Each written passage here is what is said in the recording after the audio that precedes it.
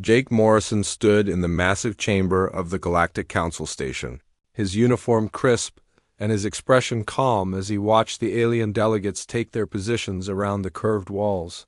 The station itself was a marvel of engineering, built from materials that sparkled like diamonds and floated in the void around Kepler 442b. But Jake had seen it many times before and kept his focus on the beings who ruled most of the known galaxy, the Zephyrian. Ambassador Valtar rose from his crystalline seat, his body catching the artificial light and throwing rainbow patterns across the floor. His voice came through the translation device as smooth and measured, though Jake had learned to hear the undertones that the machines couldn't capture. "Representatives of the human species," Valtar began, "we gather today to discuss new protective measures for the benefit of all developing civilizations." Dr. Lisa Campbell shifted slightly beside Jake, her trained eye catching details that others might miss. She had spent years studying alien behavior patterns and body language, and something about today felt different. The usual diplomatic pleasantries seemed forced, and the way the other species representatives avoided eye contact suggested they already knew what was coming. Captain Ryan Blake watched from the observation deck above, his weathered hands clasped behind his back as he studied the assembled delegates. 23 different species were represented in the chamber, but only 7 held real power. The others, like humanity, were considered junior members of galactic society, allowed to participate but not truly allowed to lead the regulations. "We propose today," Valtar continued, "are designed to ensure peaceful development and proper guidance for species that have not yet reached full galactic maturity." The words sounded reasonable, even caring, but Jake noticed how the Altarian representatives straightened in their seats, their warrior pride clearly stung by the implication that they needed guidance. The holographic display activated, showing a complex document filled with subsections and amendments. Dr. Campbell began reading through the technical language, her expression growing more serious with each paragraph. The document outlined mandatory technology sharing protocols, standardized education systems that would be administered by council-approved institutions, and something called guided development frameworks that would oversee major decisions made by junior species. Jake kept his face neutral as he absorbed the implications. Humans would be restricted from entering certain sectors of space, forbidden from developing specific technologies without council approval, and required to submit all major infrastructure projects for review. Their exploration fleets would be limited to approved routes, their colonies would accept council advisors, and their children would be educated according to galactic standards rather than human values. The Centauri collective representative, a being of pure energy contained within a specialized suit, pulsed in what Jake recognized as agreement. The Centauri had once been brilliant scientists and engineers, but decades under council guidance had reduced them to maintenance roles and technical support functions. They seemed to have accepted their position as helpers rather than innovators. "We understand that such changes can be challenging," another delegate added, this one from the Andromedan Coalition. "However, experience has shown that species develop more successfully under proper supervision. The Altarians, for example, have found great purpose in their security roles, while the Centauri provide invaluable technical assistance throughout the galaxy." Captain Blake clenched his jaw as he watched the Altarian commander nod stiffly. These had once been proud warriors who controlled vast territories, but now they served primarily as enforcers for council policies. Their military might have been channeled into maintaining order rather than defending their own interests. Dr. Campbell leaned closer to Jake and whispered, "The education protocols are particularly concerning. They want to remove human children from their families for schooling on council worlds." Her voice remained steady, but Jake could hear the anger beneath her professional tone. The document continued to unfold its requirements. Human trade vessels would follow only approved routes. Human research would be shared immediately with council scientists. Human colonies would accept alien governors to ensure proper administration. Each restriction was presented as a benefit, a way to help humanity integrate more smoothly into galactic Civilization. Jake listened to every word while his mind raced through calculations and contingencies. This moment had been anticipated for months, and human leadership had prepared for multiple scenarios. Admiral Helen Rodriguez back on Earth would be monitoring the session through encrypted channels, ready to initiate protocols that had been carefully developed over the past 2 years. We recognize that humanity has shown remarkable adaptability, Veltar said, his crystalline features shifting in what might have been approval. Your species has integrated well into galactic society, and these new measures will simply formalize the guidance that will help you reach your full potential. The condescension was barely masked, and Jake felt a familiar anger rise in his chest. Humanity had not merely integrated into galactic society. They had become essential to its function. Human engineers maintained critical infrastructure. Human scientists provided breakthrough research. Human traders facilitated commerce between species that couldn't communicate effectively with each other. Yet the Council continued to view them as students rather than contributors. Other junior species representatives began voicing their acceptance of the new regulations. The Rigelian delegate praised the Council's wisdom. The vegan ambassador expressed gratitude for continued guidance. Each response followed the same pattern of submission that Jake had observed in previous sessions. The human delegation requests 48 hours to coordinate with our home government for an official response, Jake said when his turn came. His voice was respectful and measured, giving no hint of the fury building inside him or the significance of what would happen next. Veltar's crystalline form brightened with what appeared to be pleasure. Of course, Commander Morrison. We appreciate your thoroughness in these matters.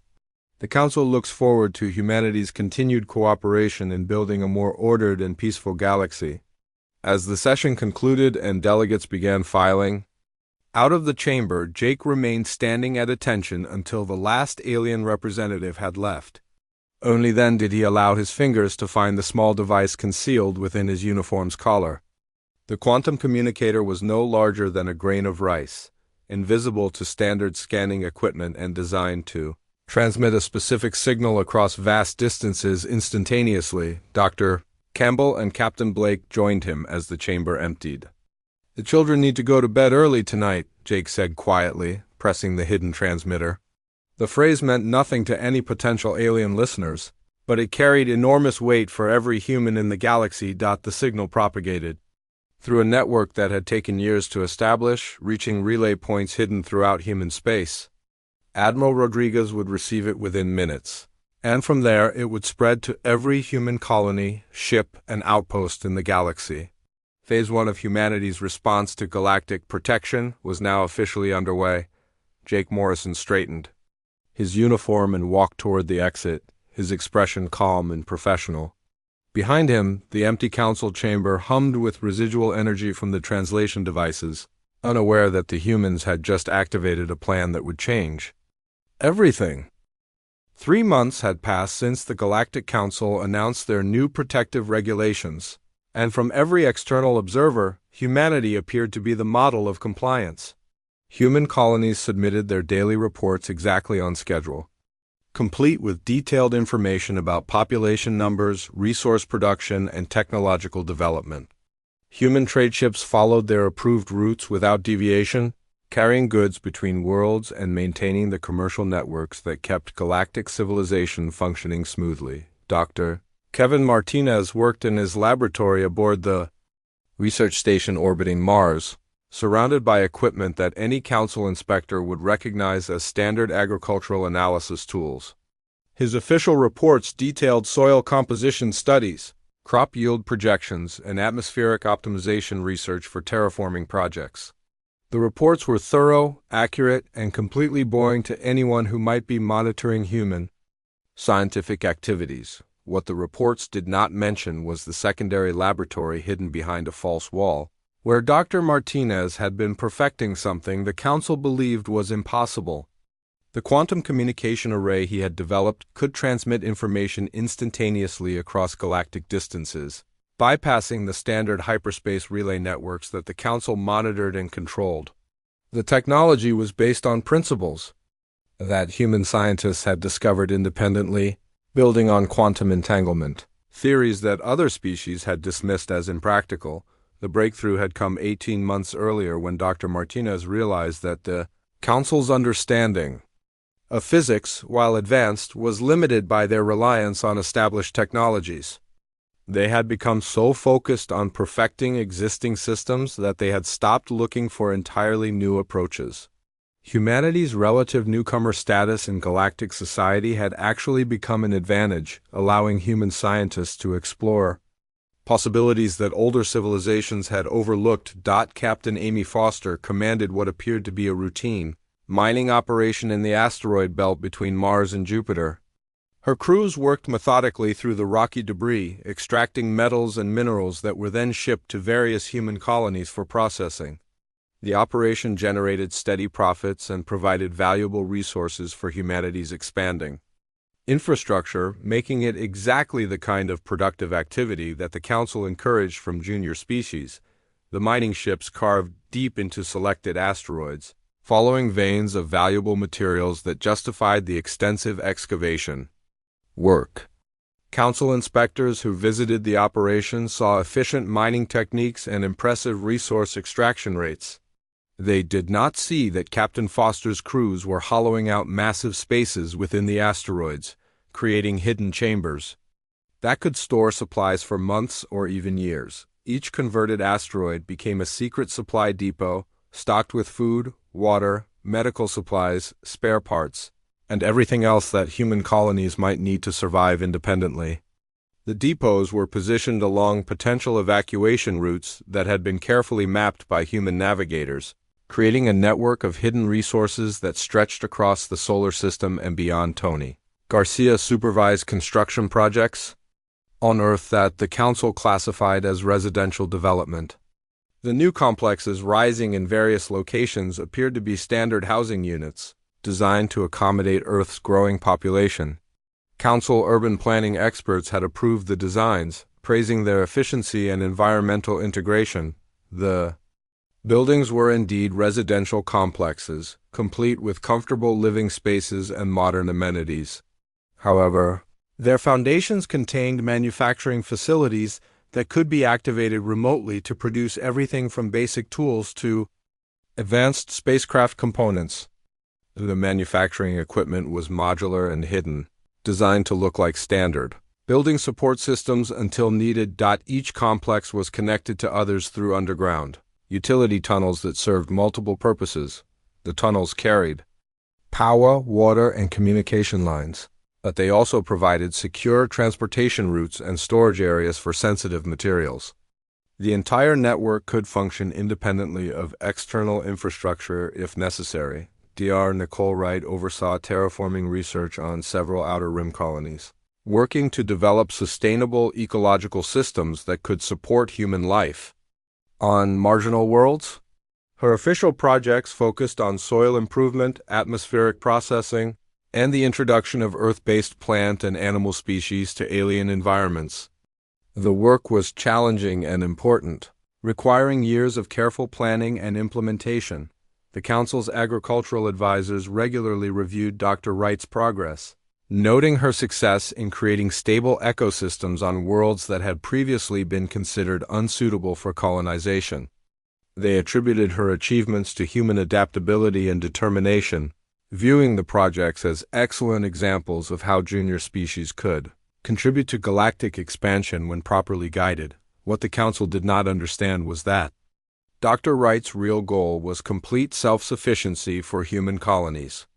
Each terraforming project was designed to create closed-loop systems that could sustain human populations indefinitely without any external support. The colonies were becoming entirely independent entities, capable of producing their own food, manufacturing their own goods, and maintaining their own infrastructure without relying on galactic trade networks. The Council's monthly inspection reports praised humanity's rapid adaptation to their new role in galactic society. Commander Thexal, the Zephyrian overseer responsible for monitoring human compliance, regularly filed positive assessments that highlighted humanity's cooperative attitude and productive contributions. His reports noted that humans had exceeded all expectations for integration into the Council's guided development program. The inspections always found exactly what they were designed to find.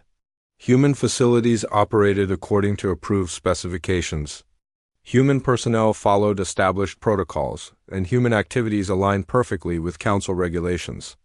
The inspectors saw dedicated workers, efficient operations, and grateful citizens who appreciated the guidance they received from their galactic neighbors.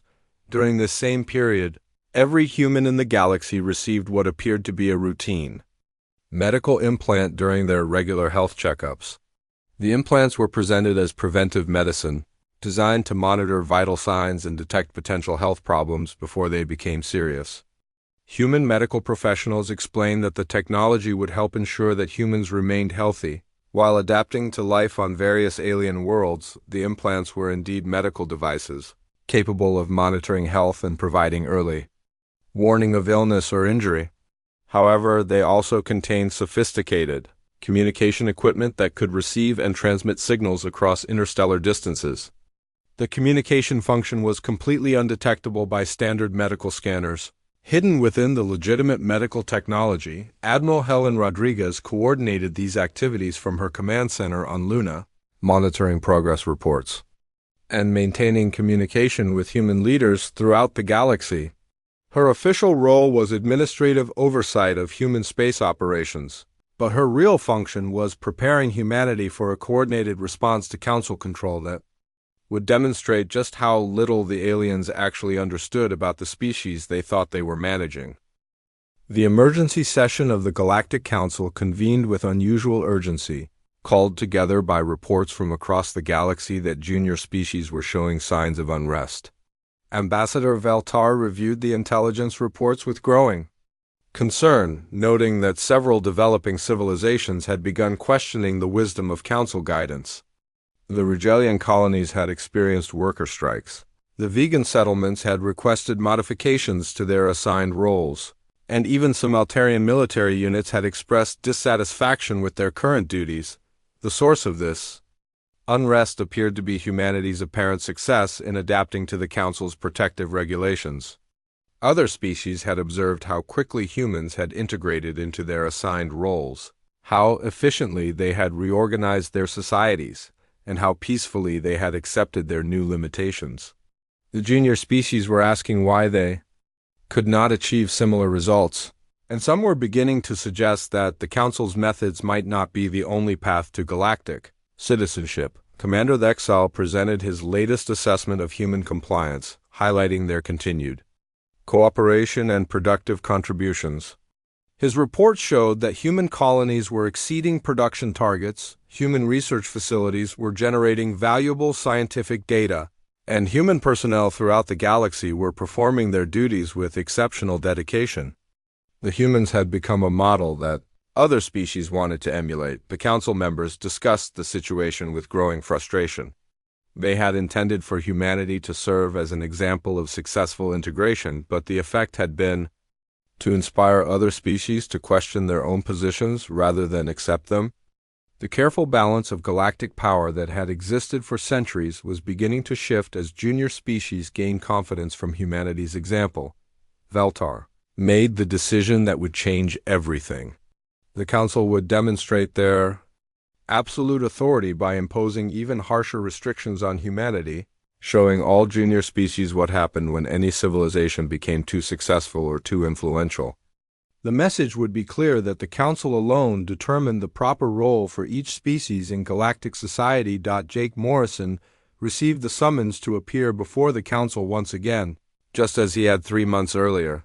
He traveled to the massive station orbiting Kepler 442B with the same calm professionalism he had always displayed, reviewing briefing materials and preparing for another diplomatic session. His demeanor gave no indication that he knew this meeting would be different from all the others. The Council chamber felt more tense than usual as Jake took his position before the assembled delegates. The alien representatives seemed more formal, their body language suggesting that important decisions had already been made. Dr. Lisa Campbell and Captain Ryan Blake observed from their usual positions. Both maintaining the respectful attention that had characterized all their previous interactions with galactic leadership, Veltar announced the new requirements, without any of the diplomatic pleasantries that had softened previous declarations. All human military vessels would be decommissioned and scrapped, with their crews reassigned to civilian transport duties. Human colonies would accept alien governors who would oversee all administrative decisions and ensure proper compliance with council directives. Most significantly, human children would be removed from their families and educated exclusively in council-approved facilities located on alien worlds. The demands went far beyond the previous regulations, representing a complete transformation of human society under direct alien control. Humans would retain no independent military capability, no self-governance, and no control over the education of their own children. They would become a servant species, managed and directed by alien overseers who would determine every aspect of their existence. Jake listened to each requirement with the same respectful attention he had always shown during council sessions. He asked for clarification on several technical points, requested details about implementation timelines, and inquired about procedures for coordinating the transitions. His questions were practical and professional, showing no sign of anger or resistance. When Veltar finished presenting the new requirements, Jake made the same request he had made 3 months earlier. He asked for 48 hours to coordinate with Earth's government for an official response, explaining that such significant changes required consultation with human leadership. The Council granted the request, pleased with his continued cooperation, and expecting the same compliance they had received from other species. What happened next caught every alien observer completely off guard. Within 6 hours of Jake's return to his quarters, Dr. Martinez's quantum communication network activated across the entire galaxy. The signal that propagated through the hidden network was not a message in any traditional sense, but rather a sequence of mathematical constants that every human recognized immediately. The sequence began with pi, followed by the golden ratio, then Euler's number, and continued through a series of fundamental mathematical relationships that formed the basis of human scientific understanding. To any alien interceptor, the transmission would appear to be a routine data transfer or perhaps a technical calibration signal. To humans, it was the activation code for protocols that had been planned and rehearsed for months. Human behavior across the galaxy began to change within hours of receiving the signal. Human-operated spacecraft suddenly altered their courses, abandoning approved trade routes and heading toward the outer edges of explored space. Human workers at council facilities completed their assigned shifts, but failed to report for duty the following day. Human colonies began shutting down non-essential operations and redirecting resources toward activities that had no apparent purpose.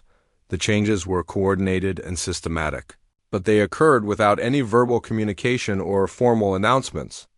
Human vessels that received hailing calls from council authorities simply did not respond, continuing on their new courses without acknowledgement or explanation. Human personnel who were questioned about their actions gave polite but uninformative responses, citing technical requirements or administrative procedures that made no sense to their alien supervisors. Captain Blake's Deep Space Exploration Fleet, which had been conducting routine mapping operations near the galactic rim, vanished from all tracking systems overnight. The monitoring stations that had been tracking their progress went silent, their human operators apparently abandoning their posts without explanation. Long-range sensors could detect no trace of the fleet's location or destination. The Council's initial reaction was confusion rather than alarm. They assumed that humanity was staging some kind of coordinated protest, perhaps attempting to negotiate better terms for the new requirements. They sent diplomatic messages requesting explanations, offering to discuss modifications to the proposed regulations, and promising that reasonable concerns would be addressed through proper channels. The silence from humanity was absolute. Not a single human representative responded to Council communications. Not one human vessel acknowledged hailing attempts, and no human facility provided any explanation for the sudden changes in behavior. The protest, if that was what it was being conducted without any demands, negotiations, or even basic communication. Admiral Helen Rodriguez watched the situation develop from her command center on Luna, monitoring reports from across human space as the carefully planned exodus began to unfold. Every human in the galaxy knew exactly what to do and when to do it, following procedures that had been developed over years of secret preparation. The Council had finally revealed their true intentions, and humanity was responding in the only way that made sense. Reports flooded into the Galactic Council from every corner of known space, each one more bewildering than the last. On Proxima Station, the alien administrators had arrived for their morning briefing to find the human quarters completely empty. The rooms were spotlessly clean, personal belongings were gone, and the keys to every facility had been left neatly arranged on the main conference table. The humans had taken nothing that belonged to the station, but everything that was theirs had vanished overnight. The Centauri supervisor at the Kepler mining facility discovered that all human workers had simply failed to report for their shifts. Their lockers were empty, their workstations were organized and ready for the next shift, and detailed handover notes had been left explaining the status of every ongoing project. The notes were professional and thorough, written as if the humans expected to return, but no human had been seen since the previous evening. Admiral Helen Rodriguez coordinated the massive operation from her command center beneath the lunar surface, watching as status reports arrived from across human space. Every human colony, ship, and outpost was following protocols that had been developed and rehearsed for over 2 years. Families knew exactly where to meet their assigned evacuation transports, workers understood which supplies to gather and which to leave behind, and ship crews had memorized the complex navigation routes that would take them beyond the reach of Council tracking systems. The logistics of moving millions of humans across galactic distances would have been impossible without the infrastructure that had been secretly prepared during the months of apparent compliance. Captain Amy Foster's hidden supply depots provided fuel, food, and spare parts for the evacuation fleets. Dr. Nicole Wright's self-sufficient colonies had produced the portable equipment and resources needed to establish new settlements in unexplored space. The Council's attempts to intercept human vessels proved frustrating and ultimately futile. When Altarian patrol ships moved to block human evacuation routes, the human vessels simply changed course without any communication or acknowledgement. The humans did not flee in panic or attempt to outrun their pursuers. They methodically altered their trajectories and continued toward their destinations as if the alien ships were merely obstacles to navigate around. Dr. Kevin Martinez's quantum communication network allowed for perfect coordination between human groups that were separated by vast distances. While the Council struggled to track human movements through conventional hyperspace monitoring, the humans maintained constant contact through instantaneous communication channels that bypassed all known detection methods.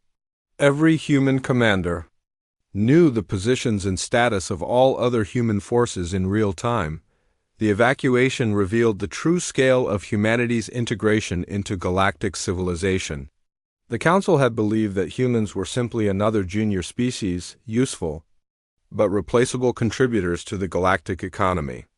As human workers abandoned their posts across the galaxy, critical systems began to fail and essential services ground to a halt. Power stations that had operated flawlessly for decades suddenly experienced cascading failures as their human maintenance crews disappeared. The alien supervisors discovered that they had no idea how to operate the complex systems that the humans had managed so efficiently. Detailed technical manuals existed, but they were written in human languages and used human mathematical concepts that other species found difficult to understand. Communication relays throughout the galaxy went offline as human technicians left their posts. The relays had been built by various alien species, but their day-to-day operation had gradually been transferred to human personnel who had demonstrated exceptional skill at troubleshooting problems and maintaining optimal performance. Without human oversight, the delicate networks that connected galactic civilization began to deteriorate. Trade routes that had functioned smoothly for centuries became chaotic as human coordinators vanished from commercial centers. The humans had served as translators and mediators between species that could not communicate effectively with each other, facilitating deals and resolving disputes that might otherwise have led to economic warfare. Their absence created confusion and mistrust that threatened to collapse entire sectors of the galactic economy. Commander Thexal stood in his empty office aboard the Council station, reviewing security footage from the final day that humans had been seen in the facility. The recordings showed humans calmly finishing their assigned tasks, organizing their work areas, and leaving comprehensive status reports for whoever might replace them. There was no anger in their movements, no sign of resentment or frustration, just the same professional courtesy they had always displayed. The most unsettling aspect of the recordings was how normal everything appeared until the humans were simply gone. They had worked their full shifts, attended their scheduled meetings, and interacted with alien colleagues exactly as they always had. Then, between one day and the next, every human in the galaxy had vanished as if they had never existed. The Zephyrian Council dispatched their fastest ships to human colony worlds, hoping to find some humans who had been left behind or who might be willing to negotiate. The ships found empty cities that had been carefully maintained and cleaned before abandonment. Gardens were watered and tended, infrastructure was in perfect working order, and notes of gratitude had been left thanking the local ecosystems for their hospitality. During humanity's stay, some colonies had left behind improvements that exceeded anything the humans had found when they arrived. Polluted atmospheres had been cleaned, damaged ecosystems had been restored, and sustainable infrastructure had been installed that would benefit whatever species might settle there next.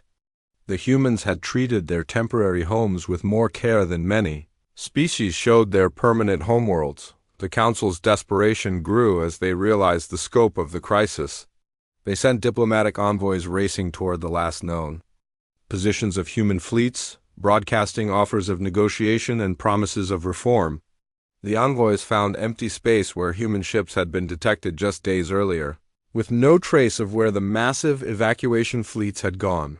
Long-range sensors detected faint energy signatures beyond the galactic rim, suggesting that human vessels were traveling into the vast emptiness between galaxies.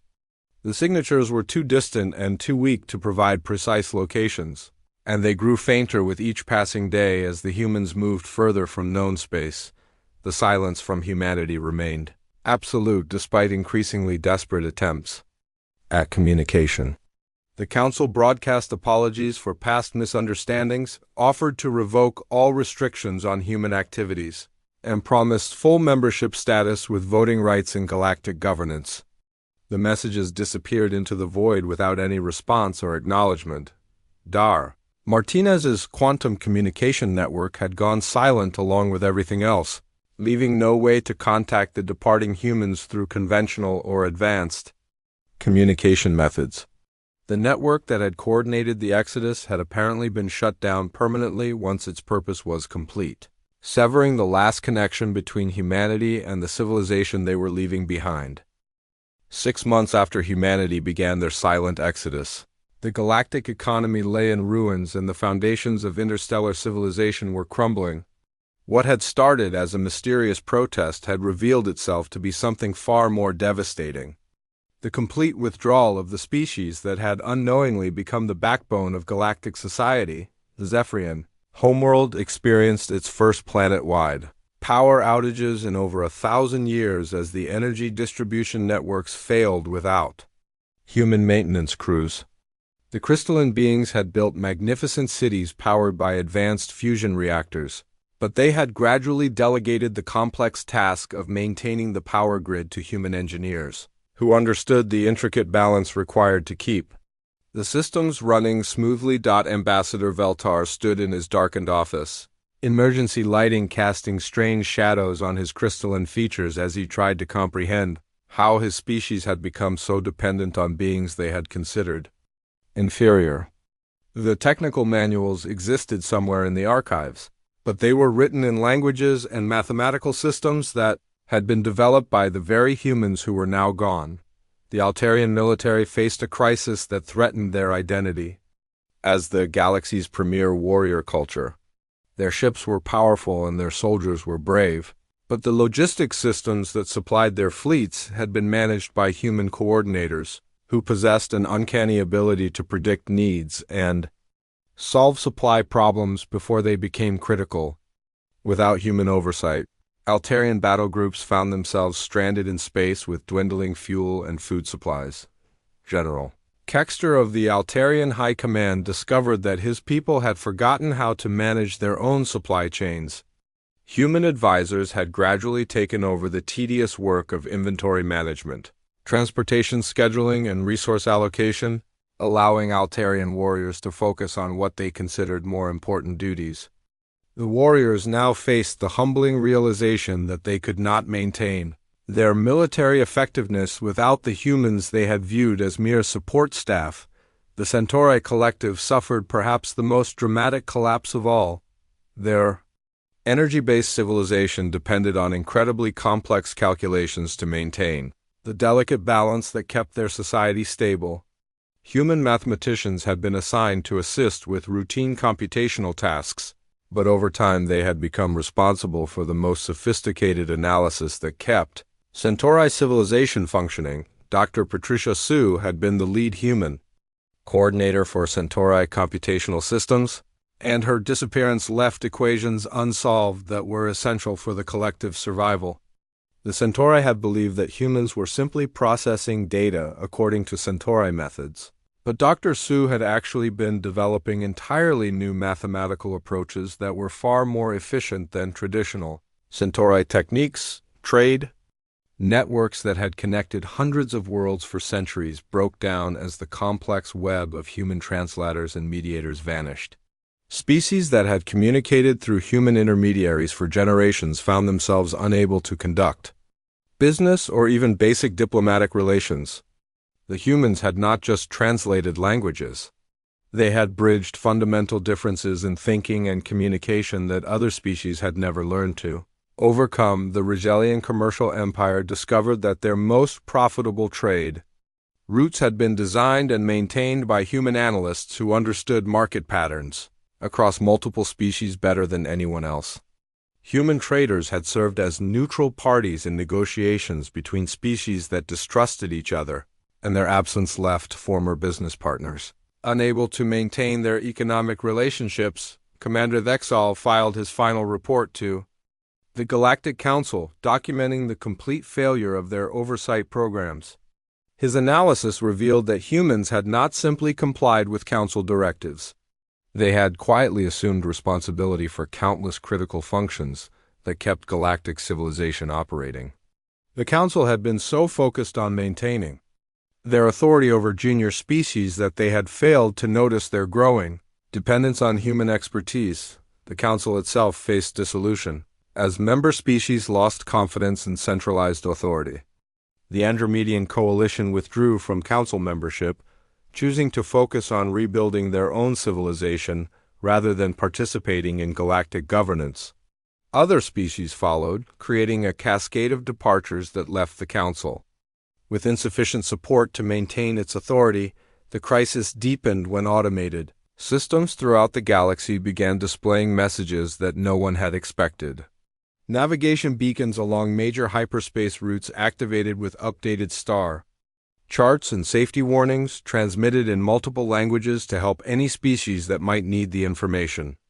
The beacons had apparently been programmed by humans before their departure, continuing to provide assistance even after humanity was gone. Dr. Wright's terraforming projects revealed their final gift to the galaxy as monitoring stations detected that every world humans had inhabited was now more habitable than when they had arrived. Atmospheric processors continued to operate automatically, gradually improving air quality and climate stability.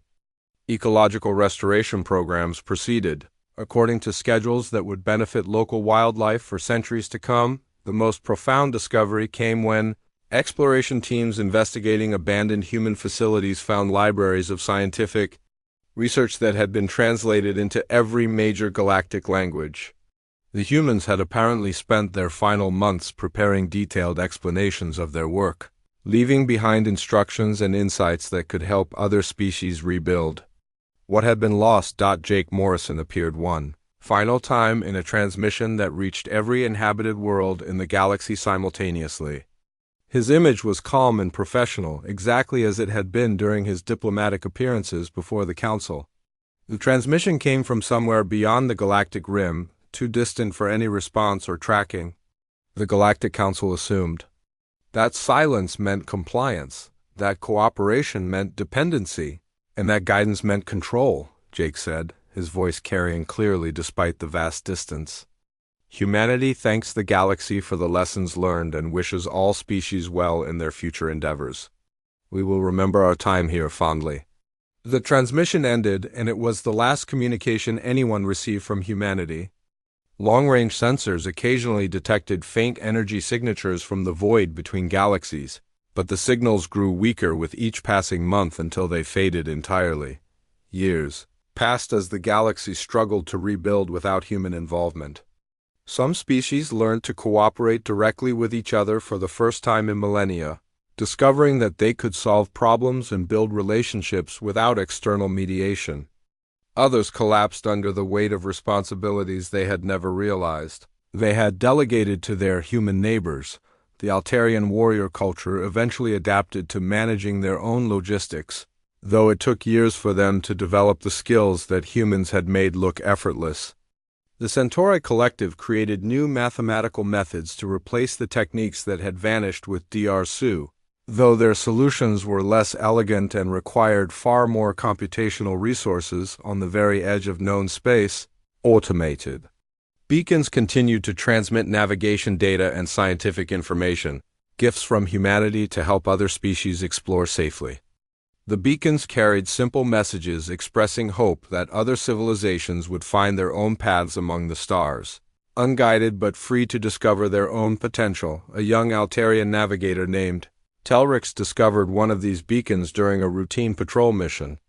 Attached to the navigation data was a brief message that would be repeated by countless beings across the galaxy in years to come. The universe is vast and full of wonders. We hope you find your own path among the stars. The galaxy learned too late that they had never been in control of anything. They had simply been the beneficiaries of humanity's goodwill. And when that goodwill was taken for granted, humanity had taken it elsewhere, along with everything else that had made galactic civilization possible.